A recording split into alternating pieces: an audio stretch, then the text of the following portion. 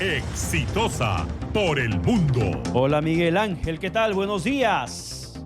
Pedro, muy buenos días amigos de Exitosa y de toda la patria. Pues fíjate Pedro, tenemos dos noticias claves el día de hoy que referir. Primero, el cumplimiento el día de hoy de los 10 años del fallo que emitió la Corte Internacional de Justicia con sede en La Haya sobre la delimitación marítima entre Perú y Chile.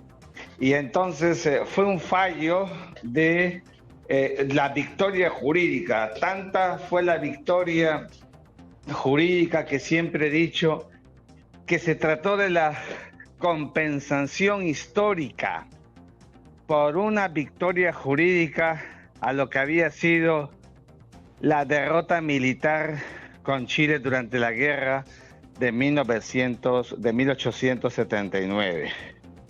Fue un fallo que reflejó la voluntad jurídica de los 17 magistrados de aplicar justicia bajo el principio de equidad, que es fundamentalmente lo justo entre estados para llegar a una solución en la medida en que no existía fronteras ni límites marítimos. Había uno de facto de 200 millas trazadas por Chile, pero que la Corte las redujo a 80. Y luego una diagonal hacia abajo, con lo cual desaparecieron esas 200 millas, de trazado, y por eso fue una victoria jurídica. Hay que reconocer el importante trabajo llevado adelante por la delegación peruana ante la Corte Internacional de Justicia que presidió el agente peruano, el embajador Alan Wagner Tizón y todo el equipo. Yo he venido diciendo y seguiré sosteniendo que ha sido una victoria jurídica frente a aquellos que hasta cartas me han enviado para decir que no lo diga porque no es políticamente correcto. Esos son los mediocres, los que no quieren reconocer la victoria. Hubo una victoria, aun cuando hubo errores que los vengo diciendo por diversos medios en esta semana, pero fue una victoria jurídica y eso es lo que deberíamos relevar y crear la conciencia nacional para que cada 27 de enero, como hoy, Pedro, sea declarado feriado nacional no laborable, para que el imaginario peruano del ego de la victoria siempre esté presente. Eso que nos ha faltado tanto, como decía Jorge Basadre. De otro lado, Pedro, la Corte Internacional de Justicia, sigo hablando de ella, que es el órgano judicial de las Naciones Unidas, pues la Corte se acaba de pronunciar sobre la medida cautelar planteada por Sudáfrica en relación a la imputación objetiva del delito de genocidio por parte de Israel en su arremetida en la Franja de Gaza, que ha producido, Pedro, a la fecha cerca de 24,000 muertos. También habíamos dicho en una columna que stricto sensu no había genocidio, no obstante había evidentemente homicidios calificados y con alevosía inclusive, pero no genocidio, porque el objeto del genocidio es precisamente provocar sistemáticamente la desaparición de un grupo racial, etcétera. ¿Qué ha dicho la Corte, Pedro? Pues que Israel debe hacer todo lo imposible para que no se llegue al genocidio, con lo cual confirma que no hay genocidio. Claro, no se ha pronunciado la Corte sobre la naturaleza de fondo del pedido de genocidio, pero si la Corte está diciendo que Israel debe hacer todos sus esfuerzos para evitar que haya genocidio, lo que está diciendo es que por lo menos hasta ahora no existe genocidio. Y esto es muy importante que se entienda jurídicamente.